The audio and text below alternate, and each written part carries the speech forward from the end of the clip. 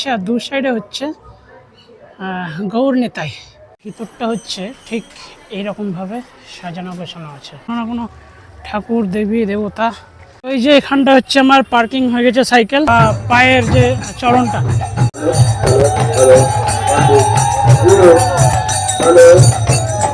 শ্রী চৈতন্য মহাপ্রভুর যে পায়ের চরণের।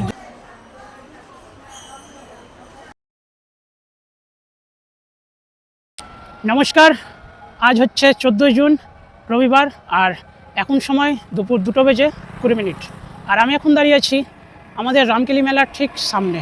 আজকের হচ্ছে মালদার ওয়েদার 36 ডিগ্রি টেম্পারেচার, আর ফিল লাইট সেটা হলো 44 ডিগ্রি। তো এই 44 ডিগ্রি গরমে বা ফিলে চলো তোমাদেরকে একটু মেলার দর্শন করানো যাক। তো এই হচ্ছে রামকেলি মেলার যে ব্যানারটা, সেটা হচ্ছে এখানে টাঙানো আছে, আর এদিক দিয়ে আমাদেরকে যেতে হবে রামকেলি মেলা, আর এখান থেকে মিনিমাম আরও 10 কিলোমিটার আমাদেরকে যেতে হবে। আর ব্যানারটা কিন্তু খুব সুন্দরভাবে টাঙিয়েছে। তো এবার চলো যাওয়া যাক। আর সাথে হচ্ছে আমার বাহন।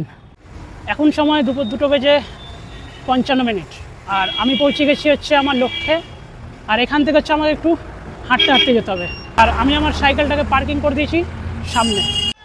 এই হচ্ছে নতুন করে ব্যানার করা হয়েছে, আর চলো এবার দিক থেকে ভিতরের দিকে যাওয়া যাক। ওই যে এখানটা হচ্ছে আমার পার্কিং হয়ে গেছে সাইকেল। তো এই যে এখান থেকে সমস্ত হচ্ছে দোকান পাশার শুরু হয়ে গেছে।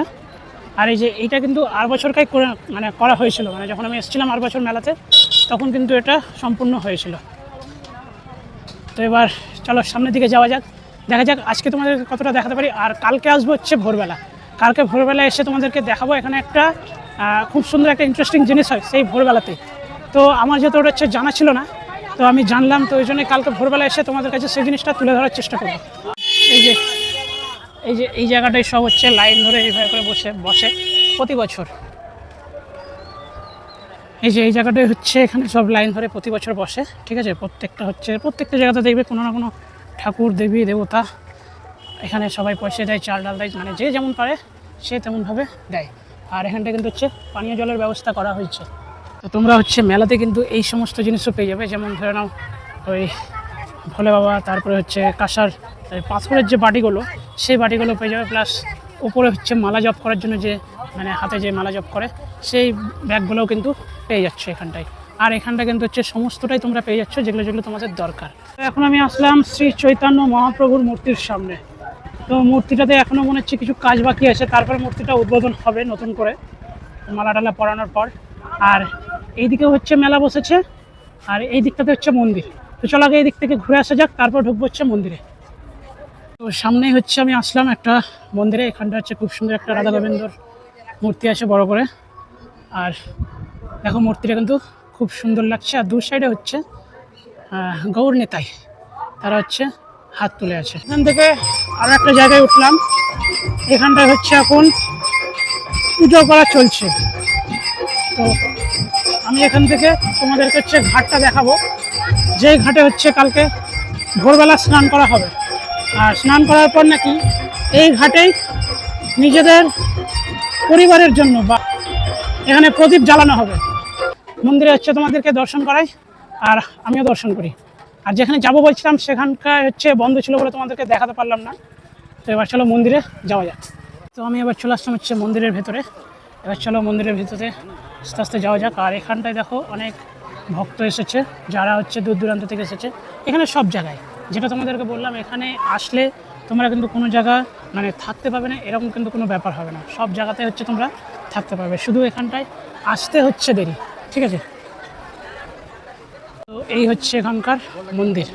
আর এই যে ভিতরে হচ্ছে ঠাকুর আছে, তো ভিতরে তোমাদেরকে দর্শন করানোর চেষ্টা করব। এখান থেকে হচ্ছে তোমাদেরকে জুম করে দেখাই, দেখতে পাবে হচ্ছে রাধাকৃষ্ণ এখানটাই আছে। ভিতরটা হচ্ছে ঠিক এইরকমভাবে সাজানো গোছানো আছে। সবথেকে বেশি ভালো হচ্ছে যে দুয়ারের সামনে।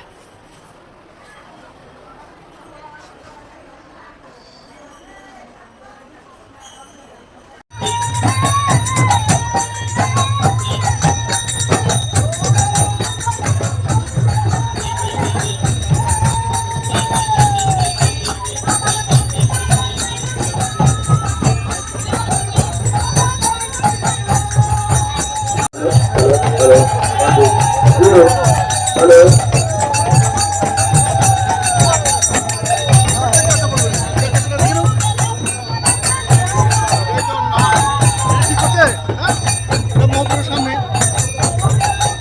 এই মন্দিরের ভিতরে হচ্ছে সেই মহাপ্রভু শ্রী চৈতন্যদেবের যে চরণের যে ছবিটা বা পায়ের যে চরণটা সেটা আছে। চলো এবার দেখা যাক এখান থেকে।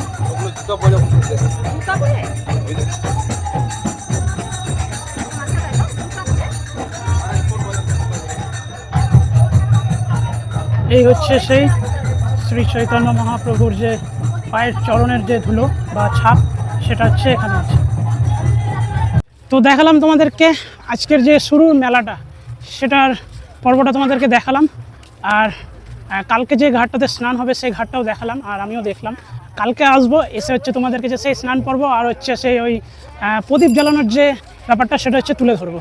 তো আজকের মতন এই ভিডিওটা থাকছে আমার এই পর্যন্ত। যদি ভিডিওটা ভালো লেগে থাকে তাহলে অবশ্যই লাইক করে দিও। যদি কেউ চ্যানেলে নতুন এসে থাকো তাহলে চ্যানেলটা সাবস্ক্রাইব করে পাশে থাকা বেল আইকনটা প্রেস করে দিও। তো চলো দেখা হবে নতুন কোনো ভিডিওতে, ততক্ষণের জন্য বিরতি নেবো। সবাই ভালো থেকো আর সবার শেষে একটা কথা বলবো, জয় গুরু, জয় শ্রী রাধা মাধব।